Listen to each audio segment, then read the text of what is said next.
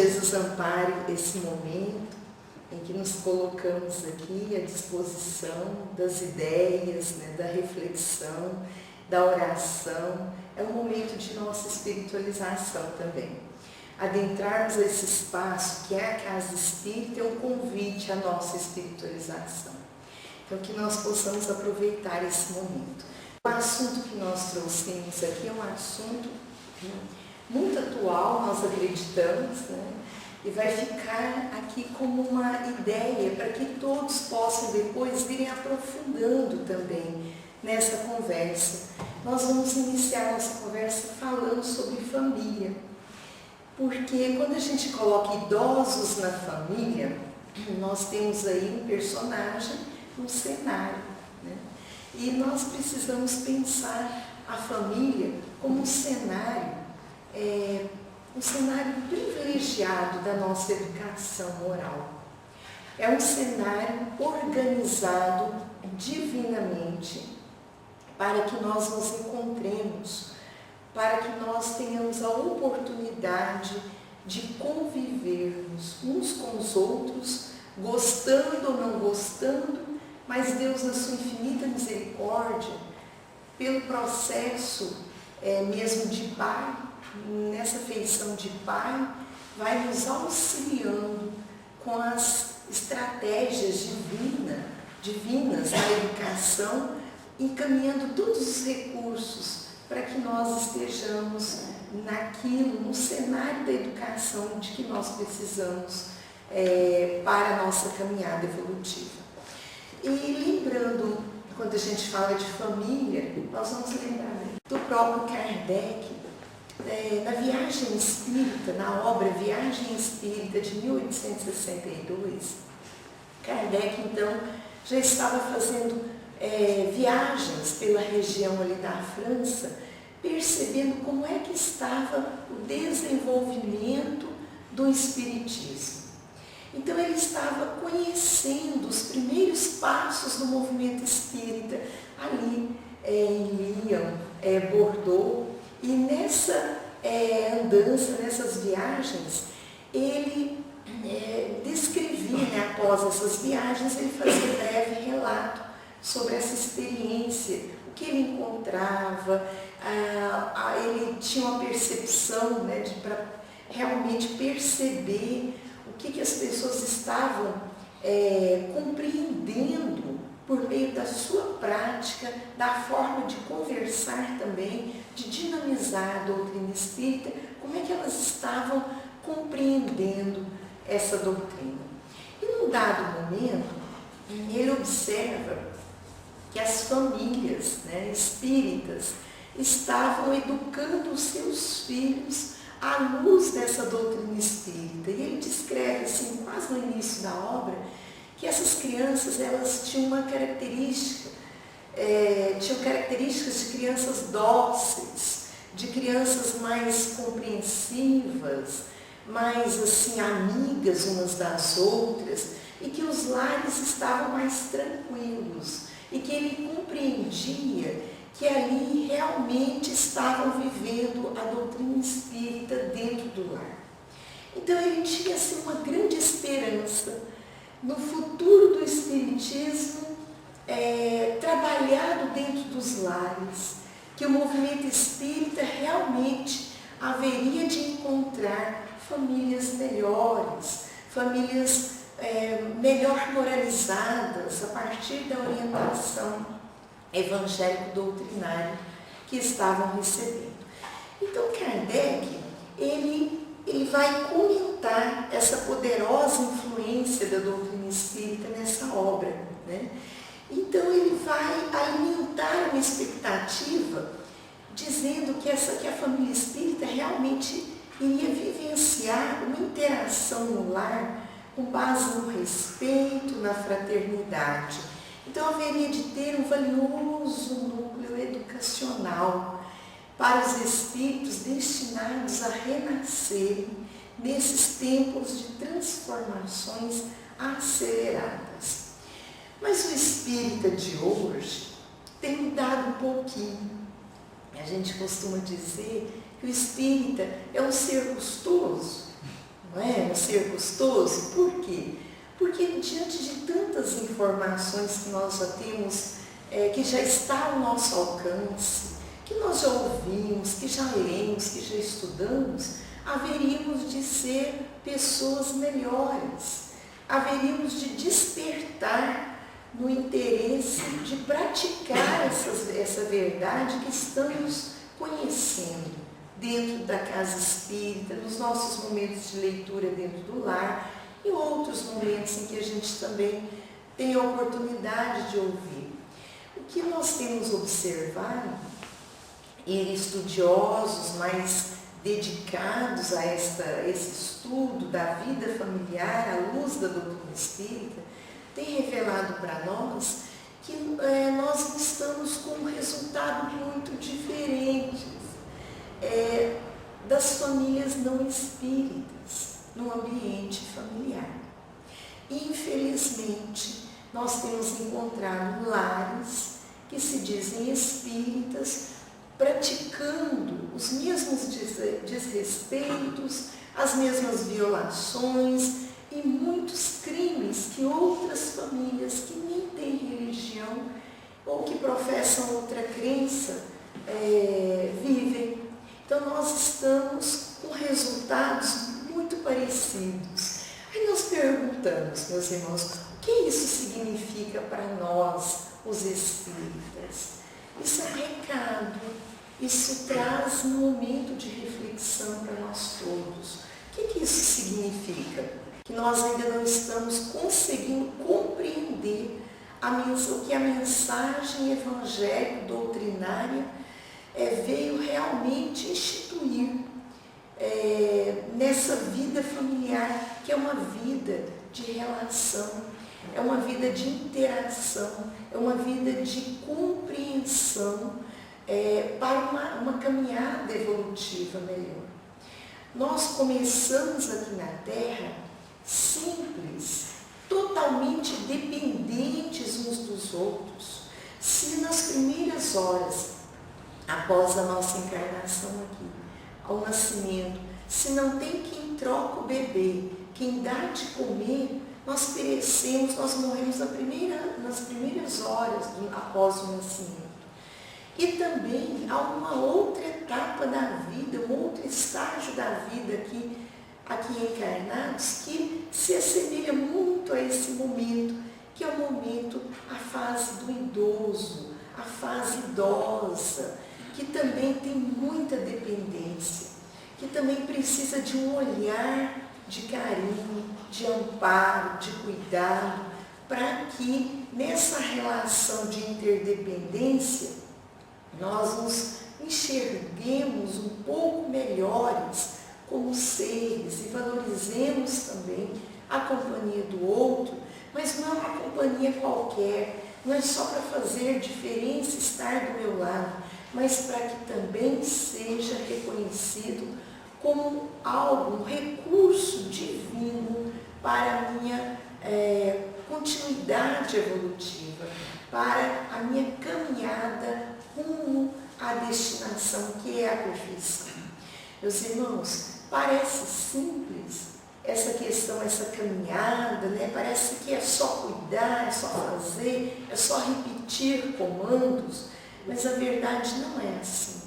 Estamos juntos uns com os outros porque as nossas relações, o nosso aprendizado, ele é necessário com naquele momento, naquele cenário, naquela circunstância. Quantos de nós paramos para pensar que não há acaso, que família é sim de planejamento divino, que família é um recurso pedagógico divino, que como Pai, Deus oferece na nossa caminhada aqui na Terra, para que nós aprendemos a conviver uns com os outros. Se nós não aprendermos a conviver uns com os outros entre quatro paredes, como é que nós vamos aprender a amar a humanidade? Como é que eu posso dizer que eu amo a humanidade se eu não consigo amar 2, 3 dentro do lar? Isso é impossível, não dá certo. E quando a gente diz isso, a gente diz em todas as fases Nunca se ouve tanto histórico de abandono, nunca se ouve tanto sofrimento em relação à questão da infância e principalmente a questão da velhice ou na fase idosa. É um fato para nós irmos pensando. O que significa? Realmente nós estamos precisando aprender algo. Então, qual que é o grande desafio? O grande desafio que se lança hoje é aplicarmos os conhecimentos que o Evangelho e a doutrina espírita nos facultam com criatividade para instituirmos uma nova forma de interação familiar. Os irmãos, vir à casa espírita, ouvir, ler, participarmos de grupos de estudos, precisa fazer diferença na minha vida. Eu não posso sair daqui dizendo ser espírita, carregar um rótulo religioso de tamanha responsabilidade e continuar a mesma pessoa. No mínimo, eu preciso me incomodar com essas informações que estão alojadas em algum ponto dentro de mim. Colocar essas informações para serem pensadas, para serem sentidas, é de uma responsabilidade de todos nós. Nós não podemos negligenciar a nossa caminhada aqui. Ser espírita nessa atual encarnação precisa fazer diferença. Já paramos para pensar por que é que nessa encarnação eu estou aqui dentro de uma casa espírita? Qual é o ponto crucial de necessidade que essa doutrina vem chegando para mim e que eu preciso levar para eu mobilizar estruturas? Quais são os cenários em que eu preciso aplicar com maior dedicação esse conhecimento? Primeiro, no meu mundo íntimo. Essas informações precisam mobilizar as minhas estruturas íntimas. Porque se eu venho aqui e repito o que eu leio, o que eu escuto, o que eu discuto, se eu repito, muita gente repete, até papagaio repete, mas nós somos seres de raciocínio. Essa doutrina é uma doutrina de razão, de raciocínio.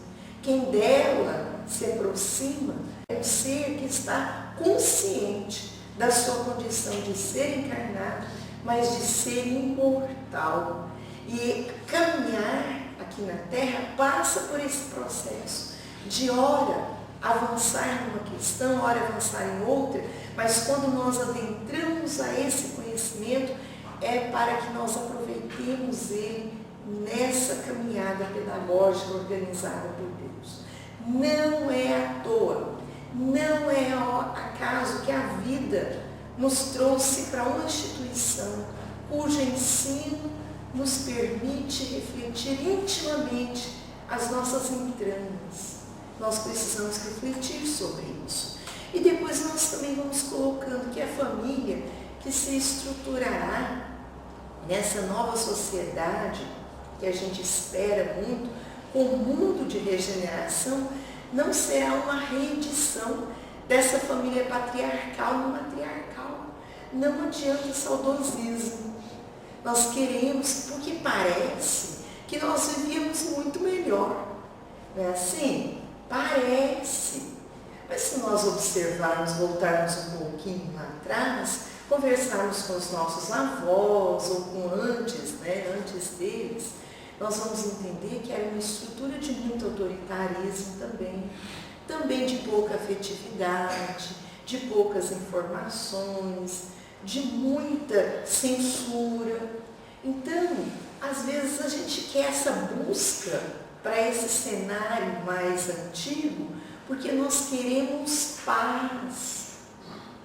Essa paz, entre aspas, ela é regada ao autoritarismo, com muitas negações. Também não se construiu um ser pensante, laborioso, reflexivo, que colaborasse verdadeiramente com uma sociedade mais justa, mais equitativa, mais qualitativa. São coisas que nós precisamos pensar. Cada época traz em si, diz no Evangelho, os seus valores. Precisamos pensar nisso. Então, olha, não há ainda na Terra essa família do futuro. Vocês concordam com isso? Não há. Será necessário instituí-la. Meu Deus, e aí? O processo de transformação das instituições humanas faz parte do programa de mudanças. Programa de mudanças. Meus irmãos, nós temos 3 grandes pilares na sociedade: a família, a religião, a escola. São 3 grandes pilares de sustentação, que são cenários de educação, são cenários que renovam, têm a finalidade de renovar o pensar, para melhorar o nível de ação da sociedade como um todo. E essas instituições hoje precisam rever as suas finalidades, precisam repensar as suas estruturas, os resultados que se tem vivenciando no momento atual, com as práticas que às vezes não têm um pensamento ou uma estrutura ligada à questão da moral, à questão do bem-estar, à questão do momento coletivo, da valorização do esforço coletivo. Então, nós precisamos valorizar isso, né? Então, já dissemos sobre esse sentimento saudosista, de apego ao passado, ou os desequilíbrios motivados pela desorganização temporária, porque passamos, que não vão contribuir em nada para a consolidação das nossas novas bases, né? Sobre as quais nós deveríamos repousar as novas instituições, ou as instituições renovadas. Mais do que nunca, torna-se necessário alguns movimentos. Nós precisamos mobilizar algumas possibilidades, algumas ações. E nós colocamos aqui, olha, o estudo evangélico doutrinário, que levem os indivíduos as informações necessárias para consolidar uma nova visão de mundo. Meus irmãos, vir à casa espírita precisa ter esse momento de leitura aqui, de conversa aqui na reunião pública, mas nós temos os grupos de estudos para debate, para nós entendermos como é que essa doutrina pode ser e deve ser material para eu levar para dentro de casa, para eu pensar lá dentro de casa como é que eu vou executar isso que eu estou compreendendo à luz da doutrina espírita.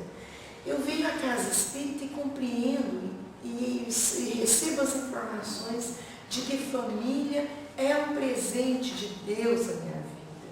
Eu chego lá em casa e tenho uma situação de abandono, de desprezo, de indiferença, uma situação de raiva, de criminalidade.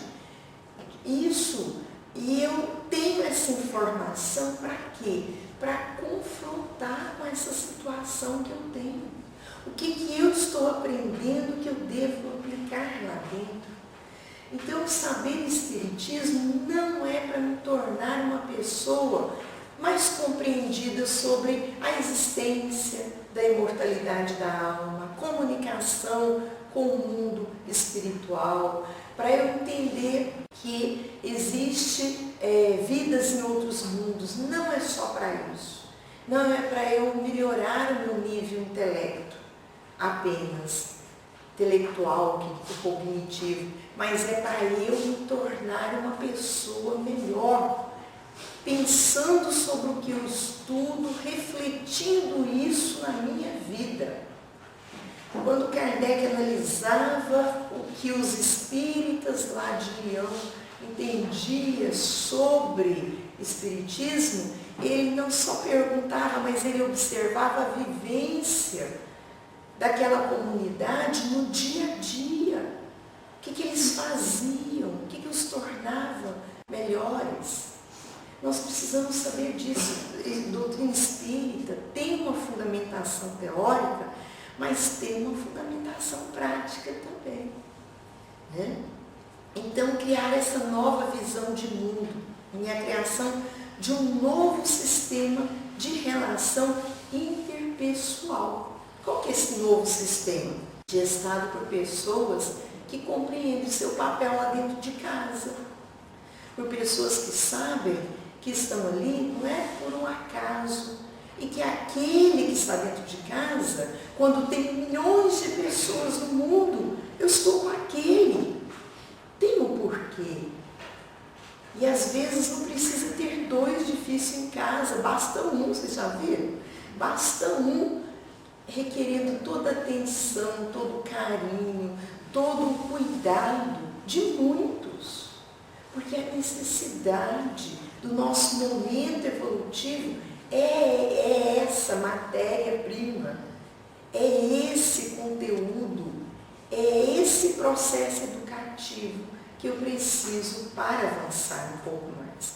Então, nós vamos encontrando que, ao mesmo tempo, nós precisamos instituir também grupos de debates para avaliação crítica de novas propostas de interação familiar, presentes em obras espíritas e também não espíritas. Tem muitas obras também não espíritas que ajudam a gente a compreender essa questão da vida familiar, né? E, à luz dessa doutrina espírita, nós compreendemos muita coisa. Aqui na casa a gente sabe que existe grupo de estudos em família, mas isso não é uma realidade em toda casa, vocês sabiam? A gente pode contar nos dedos a instituição espírita, principalmente na nossa cidade, que coloca o seu trabalho alicerçado no atendimento à família. Porque a família é a base da sociedade, é a base. Hoje nós temos uma turbulência de violência aí na sociedade. Temos crimes, né, que assustam, que apavoram a gente. E se nós formos buscar o histórico de cada criminoso de cada um desses que cometem tantas atrocidades, nós vamos observar que vieram de lares, foram criancinhas, foram adolescentes, adultos, né? E muitos e alguns ainda idosos, que também estão no processo envolvidos na criminalidade. Muitos que estão sofrendo abandono, que parecem que nasceram e viveram sozinhos a vida inteira, são abandonados, como se não existissem.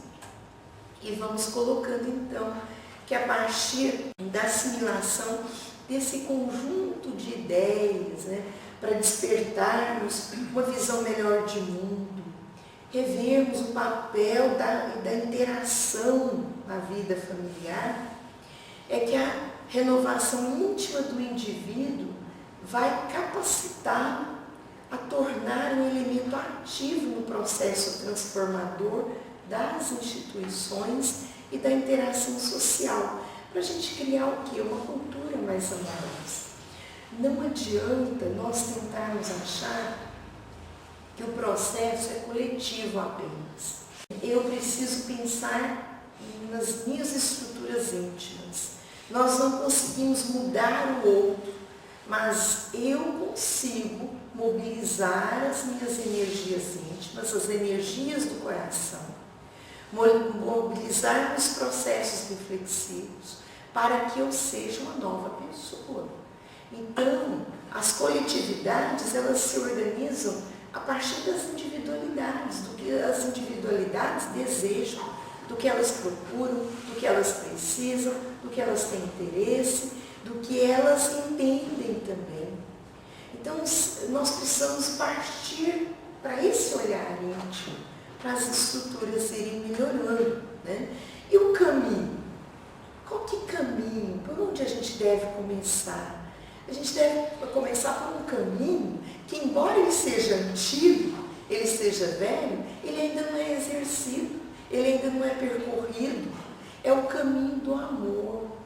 é o caminho ensinado por Jesus. Amai-vos uns aos outros como eu vos amei.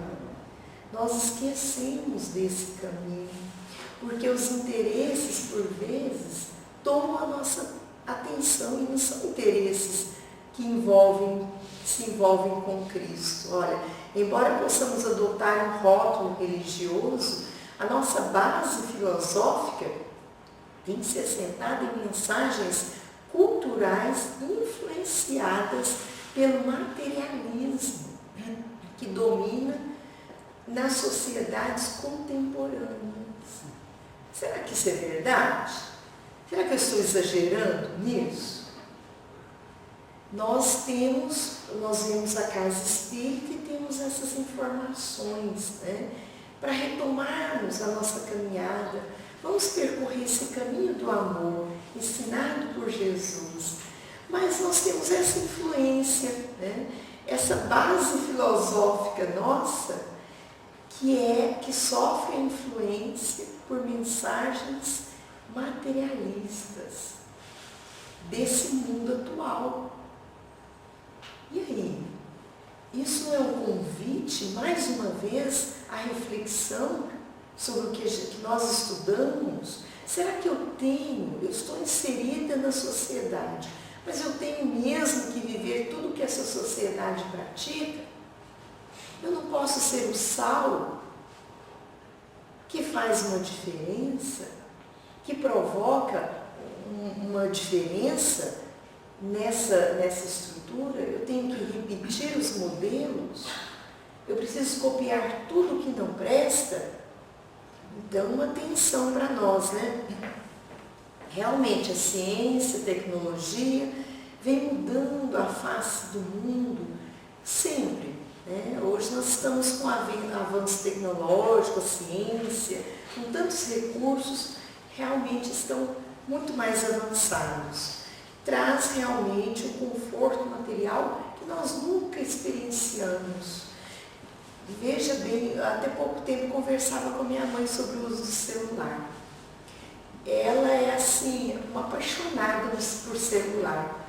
E ela ganhou um celular, desde que ela ganhou um celular, eu acho que ela usa mais do que eu. Mas por encantamento, porque na época dela, ela é de 45, não se tinha essa conversa. Né? O máximo que tinha era um radinho e tal. Então a gente observa como assim, tudo avançou num curto espaço de tempo. Conforto material, ele é assim, algo indiscutível. Até quem não tem muito recurso financeiro, tem acesso. Se buscar, tem algum acesso a algum recurso tecnológico que lhe permite um certo conforto. Né? Mas o que a gente está esquecendo? De observar, né, que as nossas necessidades espirituais estão ficando sem respostas. Porque não dá tempo. Nós buscamos tanto essas questões de ordem material, o apelo é tão grande para que nós nos envolvamos nesse cenário que nós estamos inseridos, que é a cultura do espetáculo, a cultura é muito dinâmica, é tudo muito acelerado, e muito fácil, que nós estamos realmente nos perdendo. Nós somos seres espirituais, num processo temporário aqui na Terra. O nosso corpo é a casa, é a minha casa, não é o meu fim, é a minha casa, para que eu avance em estruturas, intelecto, moral, espiritual. Então é um recurso e que a família me disponibilizou por um espaço de tempo. Então, o que eu estou fazendo? Então, a exortação de Jesus para que nos amemos como Ele nos amou deve conduzir-nos à retomada desses valores espirituais. Então, aqui no centro, vai provocar em nós todos uma lembrança. Aqui vocês observaram como nós oramos. ora no começo, ora na Câmara de Paz, ora para encerrar. Esse é um convite a olharmos, a lembrarmos de Jesus, de Deus, a mudarmos o nosso teor vibratório por meio da oração, para irmos nos identificando nessa conversa de que eu sou um ser espiritual, para que nós venhamos a nos perceber um pouco menos, né, comprometidos com tanto recurso, tão somente da matéria. Então, é na inter-relação afetiva com os nossos semelhantes, vamos lembrar essa questão do caminho do amor, né, que podemos tornar-nos capazes de amar conforme exemplificado pelo Cristo. Então, para fazermos isso, o que a gente necessita? Nós necessitamos, um dos primeiros passos nós acreditamos. Depois vocês podem achar outros também. Analisar os nossos padrões de vida, nossos hábitos, nossas atitudes cotidianas, para constatarmos que não temos encontrado satisfação em nossa vida familiar.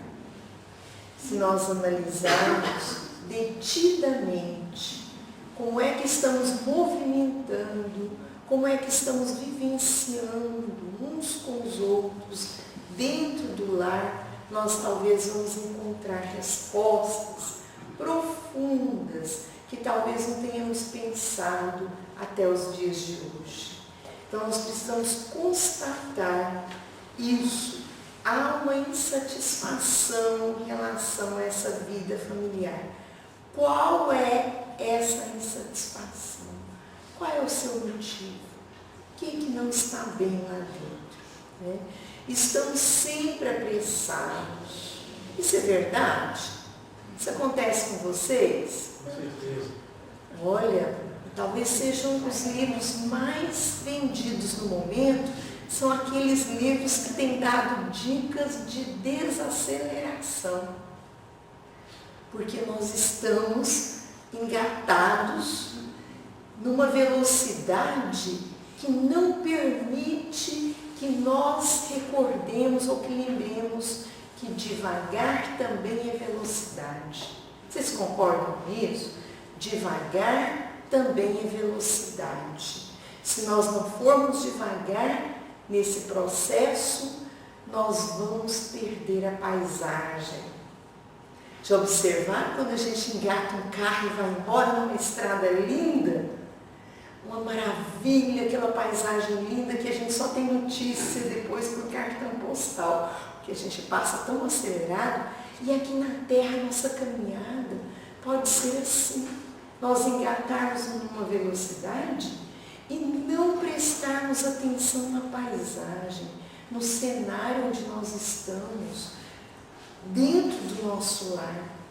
É a paisagem do que eu estou precisando. Ir devagar, observar uns aos outros, sobretudo aquele que está se sentindo abandonado. Por quê? Porque hoje talvez não consiga mais lavar o copo, talvez não consiga mais trabalhar para colocar o sustento, talvez não consiga chamar atenção, olhar o neto, corrigir alguma coisa, ficar ali guardando a casa. Hoje já saiu da condição do provedor e já está dando despesa, está dando trabalho. Nós temos, às vezes, esse olhar torto para a questão, um olhar displicente, um olhar de quem não anda devagar, não desacelera para perceber o outro, para não perceber a paisagem que é tão bonita, né? Então, olha, agindo mecanicamente, com pensamento atrelado ao passado também, nós ou somos aflitos quanto ao futuro. E é assim que nós estamos vivendo. Nós engatamos uma aceleração e vamos embora. Ou nós vivemos pensando muito no passado, saudosos de algo que poderia ser e que não foi, ou que poderia ter ficado lá atrás, ou então nós estamos correndo demais para chegarmos no futuro. E a gente esquece de viver o presente. A vida aqui na Terra é muito rápida. É muito rápida. Ninguém sabe a hora de retornar. Ninguém sabe a hora que o outro precisa retornar. A hora que o outro vai precisar dizer até logo, até mais, e nós vamos perder a bênção da convivência e do ensino que ele teria para nos oferecer por mais tempo.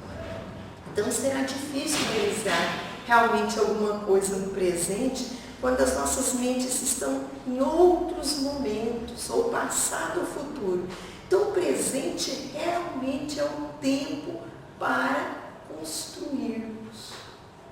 Então não adianta esperar alguma coisa para nós melhorarmos aquela vida que nós estamos vivendo ali uns com os outros. Quando o fulano aposentar, vai ficar mais perto de mim, nós vamos viver melhor. Quando chegar a idade X, ele vai compreender melhor. Quando chegar isso, eu vou ter mais paciência, eu vou fazer aquilo. Nós não sabemos se é esse o nosso último ano, naquele lar, com aquele ser, daquela forma. Outras possibilidades de encontro nós teremos, porque nós viemos um certo tempo no mesmo clã, por um tempo. Nós nos reencontraremos, certeza. Mas com esta condição do hoje, com esta possibilidade do hoje, essa não. Essa não. Nós estamos em funções, em situações, em possibilidades, talvez únicas mesmo. Talvez únicas. Podemos começar disciplinando o nosso pensamento para viver o momento presente com aqueles que estão conosco. Podemos utilizar os recursos que a doutrina espírita nos oferece para quê?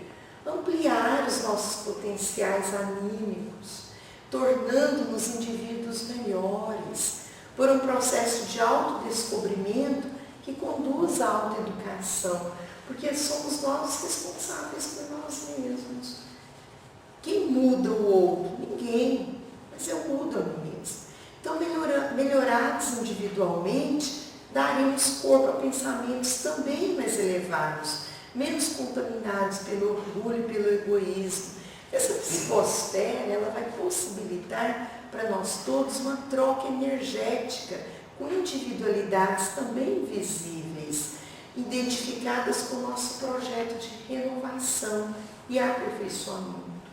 Quantos lares não se desfazem ou não entram numa situação de profunda desarmonia, porque nossa mente está buscando o contrário da corrente da vida, do progresso, da harmonia. Nós estamos ao contrário. Uns estão lutando dentro de casa para manter a ordem, a disciplina, o recurso material, e nós estamos pensando em nós mesmos, sozinhos, indo numa outra direção, na contramão.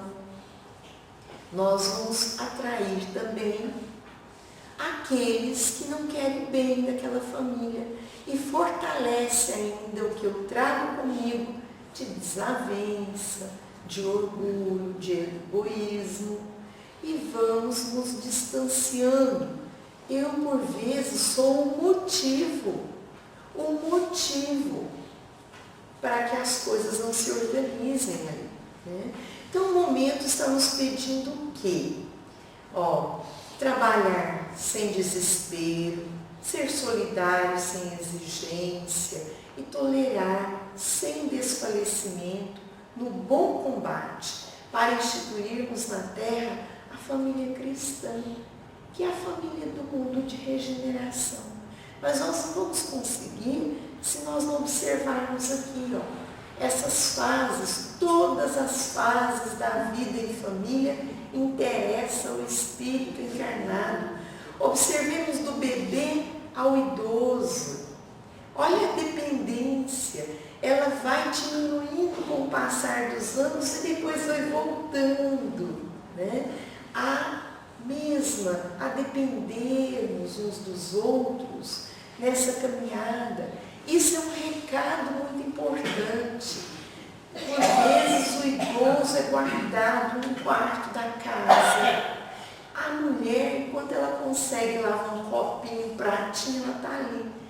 vezes o homem idoso, quando ele começa, né, às vezes a não contribuir, ele começa a ficar mais esquecido no cantinho da casa.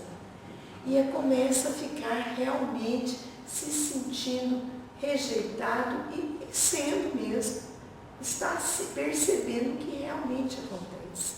Quando nós colocamos essa imagem, é para que nós pensemos na nossa própria condição.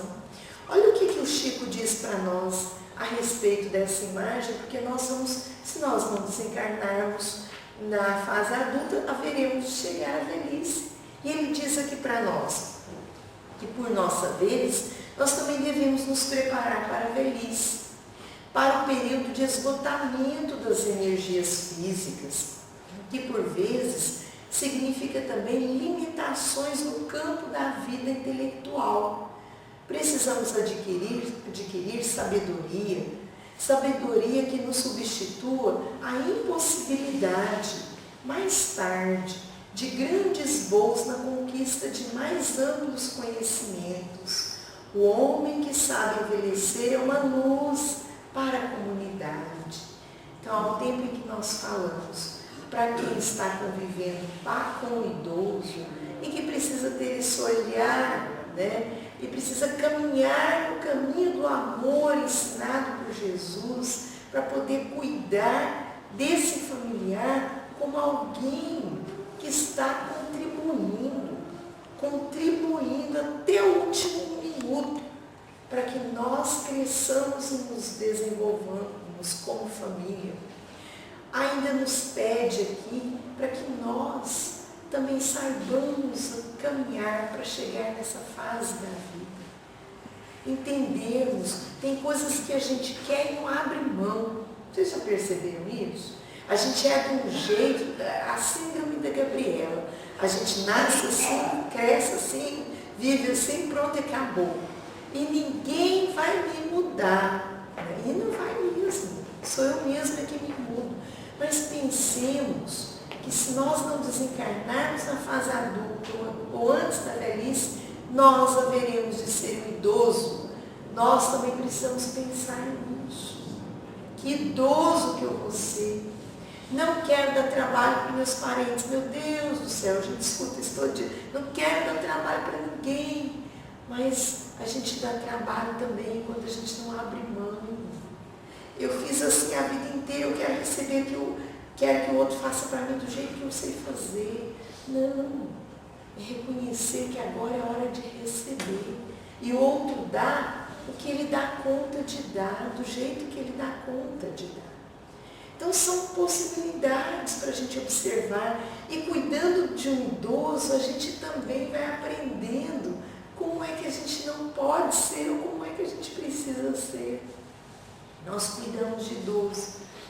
E a gente observa isso dentro do próprio lar. Como é que às vezes é difícil retroceder em alguma coisa? Como é que às vezes a gente não consegue avançar em uma ajuda, porque o outro também não recua no ponto de vista, na forma que sempre viveu. Então não é uma forma de nós cuidarmos do outro e percebermos que cuidando do outro, nós haveremos de aprender que até nessa fase da vida nós precisamos estar modificando as nossas estruturas do pensar e do agir para que possamos aproveitar a oportunidade na carne. O momento aqui é rápido demais. Olha, um dia desse eu estava completando 10 anos de idade. Já estou eu aqui, com cabelos brancos. Não passa rápido? Então, o que a gente ainda está esperando? O que nós estamos esperando? Um segundo de pensamento renovado, ainda aqui na Terra, já nos permite sairmos daqui numa condição melhor do que quando chegamos. Vamos pensar nisso? Versos de João de Deus, da psicografia do Chico. Ele diz assim, essa velhinha que vês, passando sempre ao sol posto, todo dia, todo mês, penosamente a esmolar, Também fui criança um dia, não conhecia o desgosto, brincava, jogava e ria. Era um anjo de seu lar. Depois vieram mudanças. Trabalhou, sofreu na vida, morreram-lhe as esperanças. Cansou-se-lhe o coração. Hoje, triste, quase morta, sozinha, desiludida, esmola de porta em porta, a fim de ganhar o pão. Não te esqueças, meu filhinho, que um velhinho abandonado tem sede de teu carinho, de tua doce afeição. Aprende a viver mais cedo, não fujas amedrontado, aproxima-te sem medo, anda cá, beija-lhe a mão. João de Deus encerra para nós, colocando essa poesia para nós pensarmos. Vamos pensar em nós mesmos. Quando nós pensarmos no idoso que está na família, lembremos da nossa condição. Todas as fases da vida importam para nós todos. Então, nós agradecemos muito a paciência de todos, o carinho, tá? E vamos acolher os idosos, acolhendo a nós mesmos. Muito obrigada a todos.